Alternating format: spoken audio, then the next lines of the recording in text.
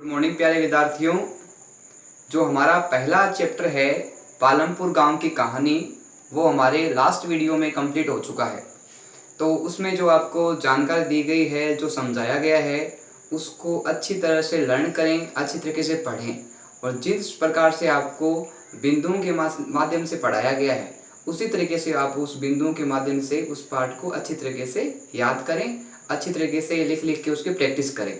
अब हमारा जो दूसरा पार्ट है वो आज स्टार्ट होगा। दूसरे पार्ट का नाम है संसाधन के रूप में लोग। जनता है या जनसंख्या है, वो किस प्रकार से एक देश के आर्थिक विकास में महत्वपूर्ण भूमिका निभाती है, इसके बारे में इस पार्ट में हम चर्चा करेंगे। तो किसी देश की जनसंख्या ज़्यादा है, किसी देश की जनसंख्या अधिक है, लेकिन ज़रूरी ये नहीं है कि जिस देश की जनसंख्या अधिक होगी वहाँ की आर्थिक स्थिति है वो अच्छी होगी, वहाँ के लोग हैं वो उच्च श्रेणी के होंगे, अधिक श्रेष्ठ होंगे। लेकिन कुछ मान लो जनसंख्या कम वाले देश हैं, लेकिन वहाँ की स्थिति अच्छी होने के पीछे कुछ ऐसे कारण होते हैं जिनके कारण वहाँ की आर्थिक स्थिति अच्छी होती है। तो हम इस पाठ के माध्यम से चर्चा करेंगे ऐसे कौन से कारक या कारण है जिनके माध्यम से किसी देश की स्थिति अच्छी होती है, कि जनसंख्या कम हो या ज़्यादा हो। तो हम चर्चा करते हैं आगे इस पाठ के बारे में। सबसे पहले बात आती है इसमें कि उत्पादन के प्राथमिक कारक कौन कौन से हैं। जैसा कि हमने फर्स्ट चैप्टर में पढ़ा था कि उत्पादन के जो प्राथमिक कारक है वो 4 प्रकार के हैं। 3 बिंदुओं के बारे में हमने चर्चा है वो अपने पीछे वाले पाठ में कर ली थी, और चौथा जो बिंदु है उसके बारे में चर्चा हमारे इस पाठ के अंदर हम करेंगे। लेकिन हम चौथा जो बिंदु है उसको समझने के लिए पहले 3 बिंदुओं को भी ध्यान में रखना आवश्यक है, और इन तीनों बिंदुओं से हम चौथे बिंदु की जो तुलना है वो करेंगे और समझने का प्रयास करेंगे कि कौन सा बिंदु है वो ज़्यादा महत्वपूर्ण है, कौन सा कारक है वो ज़्यादा महत्वपूर्ण है। तो ध्यान रखना कि जो उत्पादन के प्राथमिक कारक है वो प्रमुख रूप से कितने बताए गए हैं, 4 कारक बताए गए हैं। पहला कारक है भूमि, दूसरा कारक है श्रम, तीसरा जो कारक है भौतिक पूंजी, और चौथा कारक है मानव पूंजी। पहला कारक भूमि, दूसरा श्रम, तीसरी भौतिक पूंजी और तीसरी मानव पूंजी। अब ये चारों हैं अपने अपने क्षेत्र में अपने अपनी जगह पे विशेष महत्व रखते हैं, लेकिन सबसे विशेष महत्व किसका है, सबसे ज़्यादा उपयोग किसका है, और कौन से कार्य के बिना 3 तत्व हैं वो अधूरे लगते हैं या उनका कोई महत्व नहीं रखता, तो इसके बारे में चर्चा करेंगे। बात करते हैं भूमि की। अपने पास में भूमि है लेकिन 3 अन्य संसाधन नहीं है तो उनका उपयोग नहीं किया जा सकता, क्योंकि अकेली भूमि है वो अपने आप कुछ नहीं कर सकती। बात आती है श्रम की। काम करने वाले व्यक्ति है लेकिन न तो उसके पास अच्छा कौशल है, न उसके पास अच्छा अनुभव है, न उसके पास अच्छा प्रशिक्षण है, न उसने अच्छी शिक्षा प्राप्त कर रखी है, तो श्रम का भी महत्व कम है। तीसरी बात आती है भौतिक पूंजी की। भौतिक पूंजी भी है, 2 प्रकार से होती है। एक तो वह पूंजी जो स्थायी पूंजी होती है, स्थायी भौतिक पूंजी, और दूसरी होती है अस्थायी भौतिक पूंजी। बात करते हैं स्थायी भौतिक पूंजी की। स्थायी भौतिक पूंजी में आते हैं अपने भवन, घर, अपने खेत में कार्य आने वाले संसाधन जैसे ट्रैक्टर, ट्रॉली, खाद या अन्य संसाधन आते हैं इसके अंतर्गत। तो ध्यान रखना, जो अपने पास वस्तु है जो अधिक समय तक चलती है वो तो क्या है, स्थायी संसाधन के अंतर्गत आती है, स्थायी भौतिक पूंजी के अंतर्गत आती है। और दूसरी है इसमें अस्थायी। जैसे हमने बात की थी कि मिट्टी का जो कार्य करता है कुम्हार, वो मिट्टी क्या है, एक प्रकार से अस्थायी साधन है, क्योंकि जैसे ही वो दूसरी चीज में परिवर्तित हो जाएगी उसका अस्तित्व समाप्त हो जाएगा। ऐसे ही सूत काटने वाला व्यक्ति है, जब वो सूत से कपड़ा बना लेगा तो उसकी जो प्राथमिक स्थिति है वो समाप्त हो जाएगी। तो इस प्रकार से ये अस्थायी है। ध्यान रखना, भौतिक पूंजी का भी महत्व कम है। बात आती है मानव पूंजी की। चौथी जो अपना इसमें कारक है वो सबसे महत्वपूर्ण कारक है, जिसके बिना प्रथम, द्वितीय और तृतीय तीनों बिंदु है वो किसी काम के नहीं है। श्रम, भूमि और अपने तीसरा है भौतिक पूंजी। इन तीनों को क्रम से देखो आगे पीछे हम कर सकते हैं, लेकिन इन तीनों का अस्तित्व है वो एक विशेष पूंजी पर निर्भर है, वो है मानव पूंजी। मानव पूंजी के बिना न तो भूमि का कोई महत्व है, न कोई श्रम का महत्व है, न भौतिक पूंजी का महत्व है, क्योंकि मानव ही है जो अपनी स्थिति को परिवर्तित कर सकता है, बदल सकता है। किस प्रकार से, स्वास्थ्य, शिक्षा और चिकित्सा के माध्यम से। एक व्यक्ति है जो मान लो अच्छी शिक्षा प्राप्त करता है, अच्छा उसका स्वास्थ्य है, अच्छा उसने प्रशिक्षण प्राप्त किया है, तो वो क्या करेगा कि अपने कौशल के आधार पे, अपने अनुभव के आधार पे, चाहे जमीन अपने पास छोटी हो, जगह चाहे छोटी हो, मेहनत करने वाले व्यक्ति कम हो, चाहे अपने पास भौतिक पूंजी संसाधन कम हो, लेकिन वो अपने प्रशिक्षण, कौशल और अनुभव के आधार पे क्या करेगा कि कम जगह पे, कम स्थान पे अधिक लाभ प्राप्त कर सकता है। जरूरी नहीं है वो कृषि कार्य करे, कुछ अन्य कार्य भी कर सकता है जिससे उसको अन्य लाभ होते हैं। अब अन्य कार्यों की बात करें तो इसमें बात आती है, जैसे डॉक्टर है, उसका प्रमुख कार्य होता है स्वास्थ्य सेवाएं प्रदान करना। वकील होता है, उसका प्रमुख कार्य होता है न्याय दिलाना। एक दर्जी का जो कार्य होता है वो होता है कपड़े सिलना। एक मोची का जो कार्य होता है कपड़ों, जूते चप्पलों को गांठना। तो इस प्रकार क्या है कि एक प्रशिक्षित व्यक्ति है, एक अनुभवी व्यक्ति है, तो उसका समाज में विशेष योगदान रहता है। तो बात आती है कि मानव एक संसाधन, अपने पाठ का नाम है मानव एक संसाधन के रूप में। तो मानव के अस्तित्व के बिना जो अपने प्राथमिक तीनों कारक है, भूमि, श्रम और भौतिक पूंजी का कोई अस्तित्व नहीं है जब तक मानव पूंजी उपलब्ध नहीं हो। मानव पूंजी ही एक ऐसी पूंजी है जिसके माध्यम से क्या है कि भूमि का उपयोग किया जाता है, श्रम का उचित उपयोग किया जाता है, भौतिक पूंजी का उपयोग किया जाता है। तो ध्यान रखना कि एक प्रकार से कहा जाए तो मानव पूंजी है वो श्रेष्ठ से श्रेष्ठ पूंजी है जिसके इर्द गिर्द भूमि, श्रम और भौतिक पूंजी का अस्तित्व पाया जाता है। बात आती है जनसंख्या का अर्थव्यवस्था पर दायित्व है। जनसंख्या यानी किसी देश की जनसंख्या है वो अर्थव्यवस्था उस देश की किस प्रकार से है वो उस पर निर्भर करती है। जनसंख्या में रहने वाले जो लोग हैं, जितनी जनसंख्या है वो जनसंख्या कितनी स्वस्थ है, कितनी जनसंख्या है उसकी शिक्षा प्राप्त कर रखी है, कितनी जनसंख्या है उसने अच्छा प्रशिक्षण प्राप्त कर रखा है। तो जो अर्थव्यवस्था का जो दायित्व है वो जनसंख्या पे प्रमुखतः निर्भर करता है। बात आती है शिक्षा, प्रशिक्षण और चिकित्सा में निवेश। हम बात करते हैं वर्तमान समय की और कुछ काफी दशकों पहले से, 2, 3 या 5 दशक पहले की बात करते हैं। तो इन दशकों में देखा जाए तो ये 3 पद्धतियां प्रमुख रूप से आई, शिक्षा, प्रशिक्षण और चिकित्सा। इनमें निवेश का मतलब होता है किसी कार्य में, किसी वस्तु में पूंजी लगाना, रुपए लगाना, ताकि बाद में हम पूंजी क्यों लगाएंगे कि किसी क्षेत्र में हमें आर्थिक लाभ प्राप्त हो, हमारी संपत्ति है उसमें वृद्धि हो। तो वृद्धि कैसे होगी? जब हम पूंजी का उचित स्थान पे, उचित जगह पे, उचित व्यक्ति पे उसका उपयोग करेंगे तो पूंजी क्या है, समय के साथ वृद्धि करती जाएगी, अधिक लाभ प्राप्त होगा। तो पहले और अब की बात करें हमें, तो पहला का जो समय था और वर्तमान का जो समय है उसमें सबसे पहले बात करते हैं शिक्षा की। शिक्षा क्या है कि एक ऐसी माध्यम है जिसके द्वारा व्यक्ति का जो विकास है वो पूर्णतः हो पाता है, और उसके अभाव में व्यक्ति क्या है, पिछड़ जाता है समाज की स्थितियों से, वर्तमान स्थितियों से। उसको सामान्य स्थिति और विशेष स्थिति में भेदभाव करना नहीं आता। तो शिक्षा का एक व्यक्ति के जीवन में विशेष महत्व है और उसकी आर्थिक स्थिति में विशेष महत्व है। बात आती है प्रशिक्षण की। प्रशिक्षण यानी हमने कौन सा कार्य है वो कौन कौन सी तकनीक से सीखा है। क्या हमें कोई कार्य करने की सिर्फ एक तकनीक आती है या हमारे पास एक कार्य को करने के लिए अलग अलग तकनीकें हैं? तो उस प्रशिक्षण के माध्यम से हम अपनी तकनीक को परिवर्तित कर सकते हैं। बात आती है चिकित्सा में निवेश की। एक व्यक्ति है वो बीमार है लेकिन पैसे उसके पास उपलब्ध नहीं है तो वो अपना इलाज नहीं करवा पाता। एक व्यक्ति वो है जिसके पास पैसे हैं और वो अपना इलाज करवा लेता है, तो वो समय के साथ ठीक हो जाएगा और वापस अपने कार्य में लग जाएगा। एक वह व्यक्ति है जो बीमार है और अपना स्वास्थ्य का इलाज नहीं करवा पा रहा, तो वो उसकी जो आर्थिक स्थिति है वो धीरे धीरे क्या होगी, गिरावट आ जाएगी और समस्या उत्पन्न होने लग जाएगी। बात करते हैं जनसंख्या को मानव पूंजी में बदलना। हम किसी देश की जनसंख्या को मानव पूंजी में कैसे बदल सकते हैं? तो ध्यान रखना, मानव है वो सही प्रकार से शिक्षा प्राप्त करे, उस शिक्षा का उचित उपयोग करे, उसका स्वास्थ्य अच्छा रहे और समय समय के साथ वो अपने आप को डेवलपमेंट करता रहे, नई नई चीजों को सीखता रहे।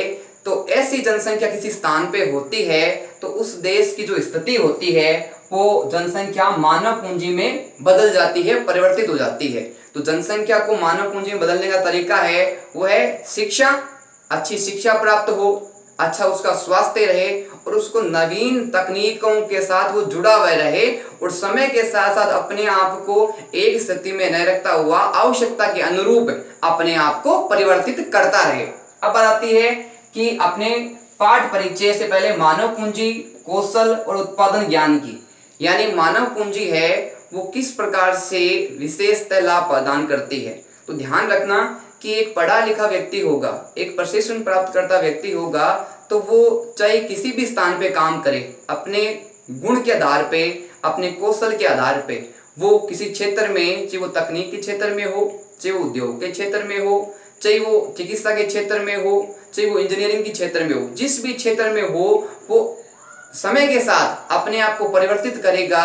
और क्या है कि एक व्यक्ति के साथ उस देश का आर्थिक विकास जुड़ा हुआ होता है, उस देश का आर्थिक लाभ जुड़ा हुआ होता है। तो एक व्यक्ति है वो अच्छी शिक्षा और स्वास्थ्य से जुड़ा हुआ होगा और नवीन तकनीकों को अपनाता जाएगा, तो हर क्षेत्र में वृद्धि वो देश भी करेगा और वो व्यक्ति भी करेगा। अब बात करते हैं पाठ परिचय की। वर्तमान उत्पादन, कौशल और क्षमता, प्रमुख रूप से 3 बातें हमको देखने को मिलती है, उत्पादन, कौशल और क्षमता। वर्तमान स्थिति की बात करते हैं तो वर्तमान में जो बात आती है उत्पादन की तकनीक हमारे पास क्या है। हमने पीछे वाले अध्याय में अध्ययन किया था कि कुछ समय पहले तक जब कृषि कार्य किया जाता था वो गाय बैलों के द्वारा किया जाता था, हल जोतने कार्य किया जाता था, या मनुष्य खुद अपने हाथों के द्वारा बीज वगैरह खेत में बोता वगैरह था। तो ध्यान रखना इसमें श्रम अधिक लगता था, मेहनत अधिक लगती थी, जबकि उस किसान को लाभ क्या है, कम मिलता था। तो ध्यान रखना कि उत्पादन को नवीन तकनीक के साथ जोड़ना, नवीन संसाधनों को अपनाना और उन संसाधनों का उचित रखरखाव रखना और उन संसाधनों का उचित उपयोग करना प्रमुख है। बात आती है कौशल की। एक व्यक्ति के पास किसी कार्य को करने का उसको तरीका किस प्रकार का है, उसका जो बुद्धि का संचार है, उस कार्य के बारे में किस प्रकार सोचता है, किस प्रकार से उन चीजों को समझता है, उस पर निर्भर करता है। बात आती है क्षमता की। एक व्यक्ति में किसी कार्य को करने की क्षमता कितनी है। एक स्वस्थ व्यक्ति है वो कार्य अच्छी तरीके से कर पाता है, जबकि एक अस्वस्थ व्यक्ति है वो कार्य धीरे धीरे करता है, उसको कार्य करने में अधिक समय लगता है। बात आती है उत्पादन जनसंख्या पर निर्भर। किसी देश में उत्पादन कितना हो रहा है वो स्थिति निर्भर करती है उस देश की जनसंख्या पे, यानी जनसंख्या है वो कितनी कार्यशील है, कितने जो है कार्यशील नहीं है, उनकी कार्य करने की जो गति है वो किस प्रकार की है, इस पे निर्भर करता है। बात आती है सकल राष्ट्रीय उत्पाद की।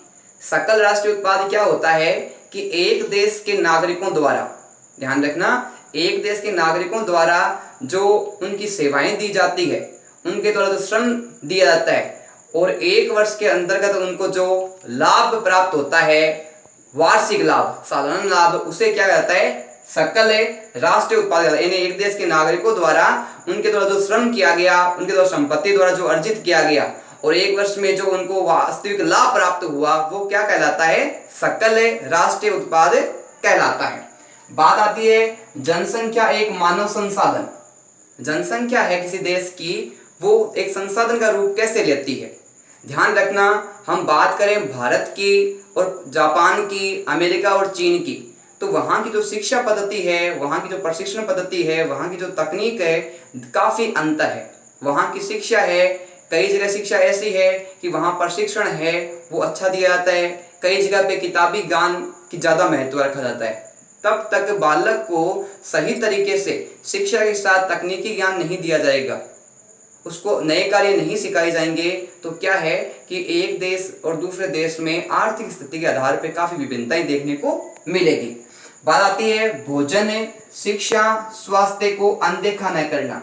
यानी व्यक्ति के द्वारा जो खाना खाया जा रहा है, जो भोजन किया जा रहा है, वो कैसा है, क्या वो संतुलित आहार है या नहीं है, क्या जो उसमें डेली रूटीन के अकॉर्डिंग जो भोजन होना चाहिए वो मिल रहा है या नहीं मिल रहा। बात आती है शिक्षा की। एक देश के जो जनता है उनका शिक्षा का स्तर कैसा है, वहाँ की शिक्षा व्यवस्था कैसी है, वहाँ की तकनीक व्यवस्था कैसी है। बात आती है स्वास्थ्य सेवाओं की कि जो जनसंख्या उस देश की है उसमें स्वास्थ्य सेवाओं पे कितना निवेश किया जा रहा है, वहाँ पे स्वास्थ्य सेवाएं किस प्रकार की है, वहां पे स्वास्थ्य से जुड़े हुए लोग, चिकित्सा क्षेत्र से जुड़े हुए लोग कितने हैं, तो ध्यान रखना समय के साथ साथ ऐसी स्थितियों में सुधार करना आवश्यक है। इनको अनदेखा नहीं करना चाहिए, क्योंकि ये देश के विकास में प्रमुख रूप से आर्थिक स्थिति को मजबूत करने में महत्वपूर्ण भूमिका निभाती है। बात आती है मानव संसाधन में शिक्षा और स्वास्थ्य का महत्व। एक व्यक्ति है वो कम पढ़ा लिखा है और एक व्यक्ति है जो ज्यादा पढ़ा लिखा है, तो उनके कार्य करने के तरीकों में, उनकी तकनीक में, उनकी शिक्षा में, उनकी सोचने समझने की क्षमता में काफी अंतर रहेगा। तो ध्यान रखना कि पढ़ा लिखा व्यक्ति और स्वस्थ व्यक्ति है वो अच्छा कार्य कर पाता है। बात आती है अधिक आय व उच्च उत्पादकता की। अधिक आय कैसे प्राप्त होगी और अधिक उत्पादन कैसे प्राप्त होगा, तो ध्यान रखना कि एक व्यक्ति है या परिवार है जिसने अच्छी शिक्षा प्राप्त कर रखी है, अच्छा उसके पास किसी कार्य को करने की क्षमता है, तो ऐसे व्यक्ति की, ऐसे परिवार की जो आर्थिक स्थिति है वो कैसी होगी, अच्छी होगी, क्योंकि उसके पास कार्य करने के अलग अलग तरीके हैं और उसने अच्छी शिक्षा प्राप्त कर रखी है जो कार्य वो कर रहा है। तो उसके पास जिस क्षेत्र से वो जुड़ा हुआ है उसका उस क्षेत्र का पर्याप्त ज्ञान है और उस ज्ञान को समय के साथ साथ क्या है वो अपने ज्ञान को बढ़ाता जा रहा है, जिस कारण क्या है कि उसकी जो आर्थिक आय है वो क्या होती है, वृद्धि करती है। उत्पादन में क्या होती है, उसके समय के साथ वृद्धि होती है। बात आती है, हम उदाहरण के माध्यम से समझने का प्रयास करते हैं कि परंपरागत तकनीक और आधुनिक तकनीक में ऐसा क्या हुआ जिसके कारण क्या है आर्थिक स्थिति में काफी परिवर्तन हो गया और मानव ने ऐसा क्या निर्माण किया कि बहुत सारी चीजें जो प्रारंभ में थी वो अगर आज होती तो उनका अस्तित्व किस प्रकार रहता है, या वर्तमान चीजें जो हमारे पास है उनका हमारे जनजीवन पे, अपनी परिवार की आर्थिक स्थिति पे, देश की आर्थिक स्थिति में क्या परिवर्तन है। बात करते हैं हम हरित क्रांति की। हरित क्रांति है जो प्रमुख रूप से कृषि के क्षेत्र में हुई थी। किसके क्षेत्र में हुई थी, कृषि के क्षेत्र में हुई थी। प्रारंभ में जो किसान है वो सामान्य बीजों का उपयोग करता था, सामान्य उसके पास कृषि के औजार थे, परिश्रम में अधिक करना पड़ता था और लाभ कम मिलता था। लेकिन जैसे ही हरित क्रांति का प्रारंभ हुआ, हरित क्रांति के साथ ही क्या है कि सिंचाई के लिए आधुनिक उपकरणों की व्यवस्था की गई। आधुनिक या नवीन उपकरण, जहां पहले गाय और बैलों के द्वारा कृषि की जाती थी वहां ट्रैक्टर का उपयोग किया जाता है। सिंचाई के लिए पंप मशीन का इस्तेमाल किया जाता है, बड़े बड़े ट्यूबवेल बनवा रखे हैं, बिजली की व्यवस्था हो रखी है। तो अपने आप को समय के साथ परिवर्तित कर लिया, नवीन संसाधन अपनाए, सिंचाई की व्यवस्था में परिवर्तन किया। बात आती है कृत्रिम खाद और विकसित कीटनाशक की। पहले जहां है वो सामान्य गोबर खाद वगैरह का इस्तेमाल किया जाता था, वही वर्तमान समय में क्या है कि हरित क्रांति के कारण क्या है कृत्रिम खाद, केचुआ खाद का उपयोग अधिक किया जाने लगा और इसके साथ ही क्या है विकसित कीटनाशक, यानी ऐसी दवाइयों का निर्माण किया गया जो फसलों में कीड़े वगैरह लग जाते हैं, जो फसलों को चौपट कर देते हैं, उन कीड़ों को शीघ्र ही क्या है कि दवाइयों के माध्यम से उनको समाप्त कर दिया जाता है। बात आती है नवीनतम उपकरण मशीन व्यवस्था। जो उपकरण है कृषि तकनीक के वो धीरे धीरे क्या है उनकी वृद्धि की जा रही है और धीरे धीरे क्या है कि जो शारीरिक श्रम है वो कम किया जाने लगा। तो इस प्रकार हरित क्रांति है वो प्रमुख रूप से कृषि कार्य से जुड़ी हुई है, नवीन तकनीकी संसाधनों से जुड़ी हुई है, सिंचाई व्यवस्था से जुड़ी हुई है, नए नए तकनीक व उपकरण से जुड़ी हुई है। तो इस कारण क्या है कि हरित क्रांति के कारण लोगों के पास कृषि की भूमि कम होते हुए भी उन्होंने नवीन तकनीक को अपनाया, अपने आप ही कुछ चीजों में परिवर्तन किया, समय की महत्ता को समझते हुए हरित क्रांति को अपनाया। अब बात आती है कि जो हरित क्रांति हुई भारत में, हरित क्रांति का जनक किसे माना जाता है, किसके द्वारा भारत में कृषि कार्यों में सुधार किया गया, तो प्रमुख रूप से इसमें दो नाम हमें पता चलते हैं। पहला नाम है वो है सी सुब्रमण्यम का, जिन्होंने हरित क्रांति के क्षेत्र में भारत में क्रांति ला दी और उनके जो वनस्पति क्षेत्र में जो उनका सहयोग किया वो थे स्वामीनाथन। तो ध्यान रखना प्रमुख रूप से जो हरित क्रांति में भारत में योगदान दिया वो सुब्रमण्यम और स्वामीनाथन थे। अब आती है आगे कि दुर्लभ भूमि में उत्पादकता में वृद्धि। दुर्लभ भूमि यानी ऐसी भूमि जो बंजर भूमि है, जिसकी उत्पादन क्षमता कम है, उनको भी क्या है कि अच्छी खाद के द्वारा, अच्छी मिट्टी के द्वारा, अच्छे संसाधनों के द्वारा उस दुर्लभ मिट्टी में, उस बंजर भूमि में क्या है कि धीरे धीरे उत्पादन में क्या हो गई, वृद्धि हो गई। बात आती है सूचना प्रौद्योगिकी में क्रांति।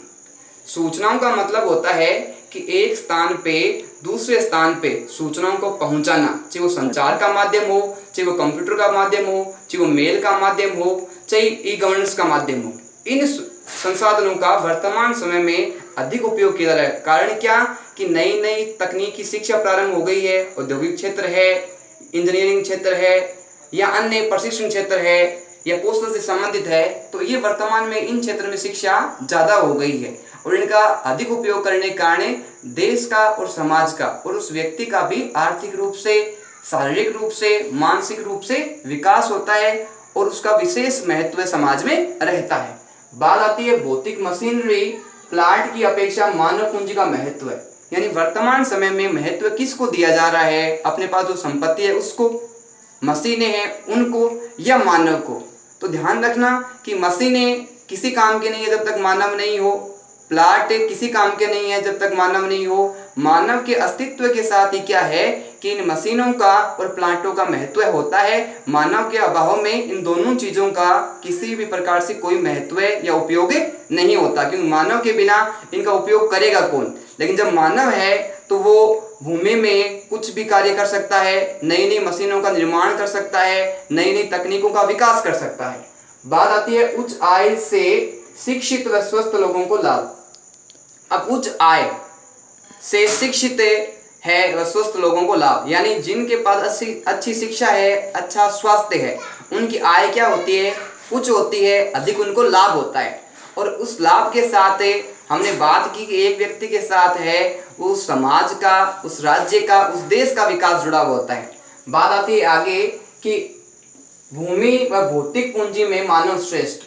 अपने पास भूमि है और भौतिक पूंजी है। भूमि यानी जमीन से संबंधित, भौतिक पूंजी यानी अपने पास संसाधन कौन कौन से हैं। बात की थी हमने स्थायी संसाधन की और अस्थायी संसाधन की, और बात करते हैं हम मानव पूंजी की। तो भौतिक पूंजी और भूमि में से तो दोनों में से जो श्रेष्ठ है वो मानव है, कि मानव ही अपने क्या है सोच विचार से, अपने कौशल से और अपनी शिक्षा के माध्यम से भूमि का उचित उपयोग करता है, भौतिक पूंजी का अधिक उपयोग करता है। बात आती है मानव पूंजी और भूमि का उपयोग इसके साथ में हो गया। अब बात आती है विशेष, यानी जो ये पाठ है अपना, ये प्रमुख रूप से किस बारे में हमें ज्ञान देता है, किस बारे में शिक्षा देता है, ये किस चीज से जुड़ा हुआ है, किस प्रकार से हमें इसमें लाभ होता है, तो इसके बारे में विशेष रूप से अपन चर्चा करेंगे। पहली बात आती है सबके लिए शिक्षा व स्वास्थ्य, यानी अपने देश की जनसंख्या है उसमें सबके लिए अच्छी स्वास्थ्य सेवाएं उपलब्ध होना आवश्यक है।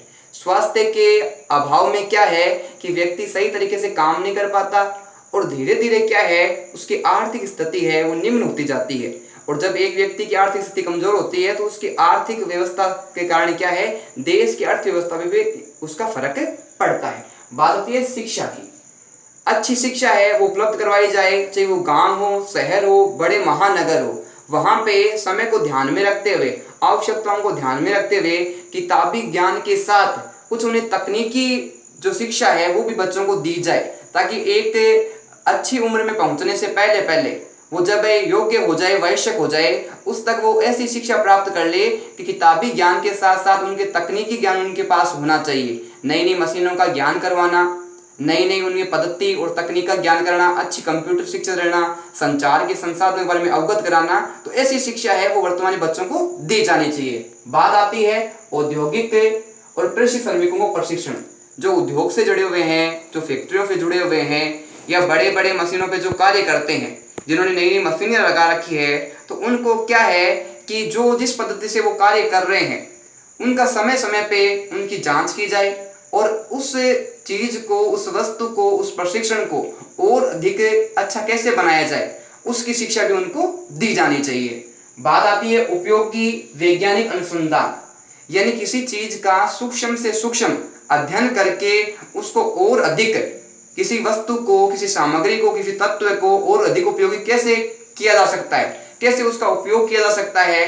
तो इस प्रकार से क्या है कि नए नए वैज्ञानिक अनुसंधान होने चाहिए। और प्रमुख जो अपने वैज्ञानिक अनुसंधान है वो है प्रमुख रूप से पर्यावरण के क्षेत्र में, चिकित्सा के क्षेत्र में, संचार के क्षेत्र में, कंप्यूटर के क्षेत्र में, जीव विज्ञान के क्षेत्र में, वनस्पति क्षेत्र में। इनका जितना अधिक समय के साथ क्या है कि बारीकी से अध्ययन किया जाएगा, सूक्ष्म से सूक्ष्म में इन तत्वों के बारे में जानना जाएगा, उतना ही क्या है कि हर क्षेत्र में क्या है समय के साथ आवश्यकता के आधार पर अधिक विकास होगा। और जितने शिक्षा इन क्षेत्रों से व्यक्ति को मिलेगी उतना ही क्या है कि एक देश का पूर्ण रूप से आर्थिक विकास होगा। क्योंकि हमने बात की थी कि एक व्यक्ति है, एक मानव है, वो सबसे प्रमुख संसाधन होता है।